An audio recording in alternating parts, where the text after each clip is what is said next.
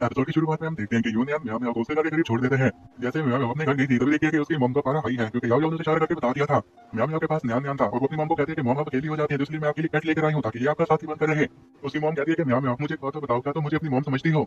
म्याओ म्याओ कहती है कि भला ये कैसा सवाल है, मैं आपको अपनी मॉम समझती हूँ तभी तो मैं आपके लिए पपी लेकर आई हूँ। याओ याओ म्याओ म्याओ को बताती है कि सवाल ये नहीं है, बल्कि वो तुमसे पूछना चाहते हैं कि तुमने डिपार्टमेंट चेंज करके अपनी मॉम को क्यों नहीं बताया। म्याओ म्याओ अपनी मॉम को कहती है कि अगर मैं आपको बता देती तो आप इस बात से एग्री ना करती, तो इसलिए मैंने खुद ही डिसाइड कर लिया और अपना डिपार्टमेंट चेंज कर लिया। उसकी मॉम फिर उसे इमोशनल ब्लैकमेल करते हुए कहने लग जाती है, हाँ मैं देख रही हूँ कि तुम अब बड़ी हो गई, तुम अपने फैसले खुद कर सकती हो। और वो गुस्से से म्याओ म्याओ को कहती है कि जहाँ तक बात रही कॉपी को यहाँ पर रखने की, तो इसे तो मैं बिल्कुल नहीं रखने वाली, तुम जाकर इसे कहीं बाहर फेंक दो। म्याओ म्याओ मॉम से बात करना चाहती थी तो मॉम दूसरे रूम में चली जाती है। म्याओ म्याओ फिर उसी पपी को लेकर यूनियन के पास वापस आती है तो यूनियन को समझ में आ गया था कि इसकी मॉम इसे नहीं रखना चाहती, तो उसे कहता है कि हम इसे कोई और हाथ निकाल लेंगे। दोनों फिर एक रूम में बैठे थे, यूनियन अपना काम कर रहा था, तभी वो नोटिस करता है कि इस सब की वजह से अब म्याओ म्याओ की हालत काफी खराब है, वो काफी सैड है। वो उससे पूछ ही लेता है तुम इतनी सैड हो, क्या इसकी वजह यही पपी है? तो वो कहती है कि नहीं, बल्कि इसकी वजह मेरी मॉम है। तो उसे डिपार्टमेंट के बारे में पता चल गया कि मैंने अपना डिपार्टमेंट चेंज कर दिया है। यूनियन उसे तसल्ली देते हुए कहता है कि तुम्हें अपनी मॉम की बातों को सुनना होगा, वो जो भी कहे तुम कहो कि हाँ वो ऐसा करने के लिए तैयार हूँ। म्याओ म्याओ की नजर साइड पर पड़ती है, जिसे देखकर वो खुश हो गई थी क्योंकि उसे साइड पर यूनियन का शैडो नजर आ रहा था। तो वो अपने हैंड के शैडो की मदद से उसके शैडो को टच करने की कोशिश कर रही थी कि यूनियन उसे देखकर कहता है कि तुम वहां पर क्या कर रही हो। वो कहती है कि ये बोर्ड कितना गंदा है, तो मैं इसे साफ करने की कोशिश कर रही हूँ। यूनियन ये सुनने के साथ ही मुस्कुराने लग जाता है। यूनियन फिर उसे कहता है कि लगता है कि काफी देर हो रही है तो हमें वापस जाना होगा। अब काफी रात हो गई थी तो म्याओ म्याओ की मॉम को टेंशन होने लग जाती है क्योंकि अभी तक म्याओ म्याओ घर नहीं आई थी। याओ याओ अपनी मॉम को बताती है कि आपने तो कहा था कि वो पपी को घर पर नहीं ला सकती, तो हो सकता है कि वो उसे कोई ठिकाना ढूंढ रही हो कि उसे कहाँ पर रखना है। मॉम फिर जब याओ याओ से ये पूछती है कि क्या वो अकेली गई थी, तो इस पर याओ याओ बताती है कि नहीं, वो तो यूनियन के साथ गई है। मॉम को और भी ज्यादा गुस्सा आ जाता है और वो कहती है कि देखो अभी इसको इसे लड़के से प्यार हो गया और इसके बारे में मुझे नहीं बताया। के ऊपर से म्याओ म्याओ आ जाती है। म्याओ म्याओ मॉम से बात करना चाहती थी लेकिन उसकी मॉम साइड पर मुंह कर देती है ताकि उसे इग्नोर कर सके।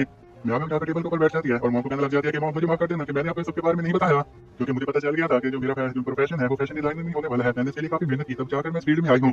म्याओ म्याओ की मॉम कहती है तो तुम्हें मेरी कब से फिक्र होने लग गई है, मेरी ओपिनियन यहाँ पर मैटर करती है। म्याओ म्याओ अपनी मॉम को कहती है कि नहीं ऐसी बात नहीं है, बल्कि मैं तो इसलिए डर गई थी कि आप मुझे मना कर देती कि मैं डिपार्टमेंट चेंज ना करूँ, तो मैं पूरी जिंदगी आपको इसके लिए ब्लेम करती रहती। म्याओ म्याओ की मॉम अब ये बात सुनने के साथ ही नॉर्मल बिहेव करना शुरू कर देती है। म्याओ म्याओ को पता चल गया था कि उसकी मॉम ने उसे माफ कर दिया, इसलिए वो भी खुश हो गई थी। तो दूसरी साइड पर हम यूनियन को देखते हैं जो कि अपने रूम में बैठा हुआ काम कर रहा था। तभी उसे मॉम की आवाज सुनाई देती है जो कि काइतो को कह रही थी कि तुम कुछ तो खा लो, लेकिन काइतो कुछ भी खाने को तैयार नहीं था। और वो उसके साथ ही रूम में पहुंच जाती है। जब काइतो उसे कहने लग जाता है कि क्या आपके पास कोई डैड की खबर है, तो इस पर वो कहता है क्या डैड ने तुमसे कांटेक्ट करने की कोशिश की, तो इस पर काइतो कहता है कि नहीं ऐसी कोई बात नहीं, आप इसे भूल जाइए। और उधर म्याओ म्याओ बैठे अपना काम कर रही थी कि तभी याओ याओ उसके पास आ जाती है और उसे कहती है कि तुम मेरी डॉल के लिए भी कपड़े बना कर दे देना। वो कहती है कि ठीक हो गया। ऊपर से मॉम आ जाती है और मॉम ने उसके लिए खाने के लिए कुछ रखा था। तो तभी म्याओ म्याओ को काइतो की कॉल आ जाती है, तो उसे मिलने के लिए बाहर जाना था। वो जैसे बाहर जाती है कि मॉम और याओ याओ भी दरवाजे से देखने लग जाते हैं कि लड़का कौन है। और जैसे याओ याओ उसे देखकर वो कहते हैं कि नहीं, ये लड़का तो यूनियन का भाई है, पहले तो यूनियन आया हुआ था। म्याओ म्याओ और काइतो चलते चलते थोड़ा सा आगे पहुंच जाते हैं, तो वो उसे कहते हैं कि मुझे बताओ आखिर क्या बात होगी कि तुमने मुझे यहाँ पर बुला लिया। काइतो अपसेट था और उसे कहता है मेरे डैड वापस आ गए हैं। म्याओ म्याओ कहती है ये तो फिर अच्छी बात हो गई ना, तुम्हारे डैड वापस आ गए। इस पर काइतो कहता है लेकिन वो मुझे बिल्कुल भी नहीं देखना चाहते। म्याओ म्याओ उसे कहती है कि मेरे साथ क्या ऐसा हुआ था जब मैं छोटी थी, तो मेरे जो डैड है वो 1 साल और 6 महीने के लिए काम पर चले गए थे। जब वो वापस आए तो मैं चुप गई थी क्योंकि मैं उन्हें फेस नहीं करना चाहती थी। काइतो भी उसे कहता है कि मैं अपने डैड से मिलने के लिए काफी बेताब था, मुझे लगा कि उससे बात हो सकता है कि उनमें हिम्मत ना हो कि वो हमसे मिल पाए, लेकिन जैसे मुलाकात हुई तो वो मुझसे बात भी नहीं कर रहे थे। अब मैं इस बात को लेकर परेशान हूँ क्योंकि मुझे उन्हें ढूंढना चाहिए। म्याओ म्याओ उसकी बातें गौर से सुन रही थी, तो इस पर काइतो उसे कहता है कि तुम मुझे ऐसा ना देखो, ऐसा लग रहा है कि तुम मेरे ऊपर कोई रहम खा रही हो। तो वो कहती है कि नहीं ऐसी बात नहीं है, बल्कि मैंने अपनी आंखों की सर्जरी करवाई है इसलिए मैं तुम्हें ऐसे देख रही हूँ। और वो तो ये कहती है कि तुम्हें अपने डैड को ढूंढना चाहिए, मैं तो तुम्हें यही मशवरा दूंगी, आगे तुम देख लो तुम्हें क्या करना है। जिस पर काइतो उसे कहता है तो फिर तुम्हें मेरे डैड को कॉल करना होगी। म्याओ म्याओ कहती है कि मैं तुम्हारे डैड को भला कैसे कॉल कर सकती हूँ। तो वो कहता है कि वो जो डिलीवरी बॉय था जिसने तुम्हें तुम्हारा पार्सल दिया था वो मेरे डैड हैं, तो तुम उन्हें कॉल करो।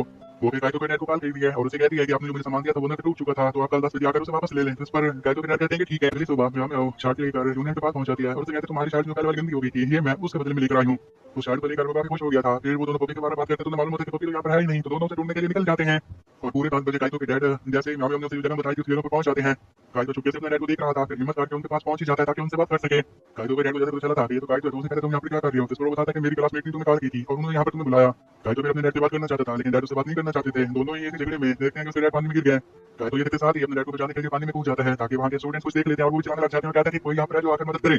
यूनियन भी वहीं पास से गुजर रहा था, जैसे वो देखता है कि 2 बंदे पानी में डूब रहे हैं तभी वो भी पानी में कूद जाता है ताकि उनकी हेल्प कर सके। और अगले सीन में हम देखते हैं कि अब काइतो के डैड को हॉस्पिटल ले जाया गया था ताकि उनका इलाज करवाया जा सके।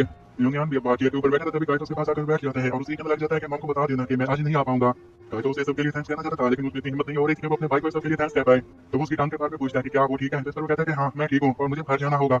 अब जैसे वो वहां से जाने लगता है कि पीछे से उसका भाई रोक लेता है ताकि उसे थैंक्स कह सके, लेकिन फिर से हिम्मत नहीं हो पाती कि उसे थैंक्स कह पाए। जब यूनियन काइतो को कहता है कि बताओ क्या बात है, इस पर वो कहता है कि तुम दफा हो जाओ। तो इस पर वो कहता है कि मैंने तुम्हारे डैड की जान बचाई, तुम्हारी जान बचाई, तो तुम ऐसा भी करोगे। और इसी के साथ ही दोनों मुस्कुराने लग जाते हैं।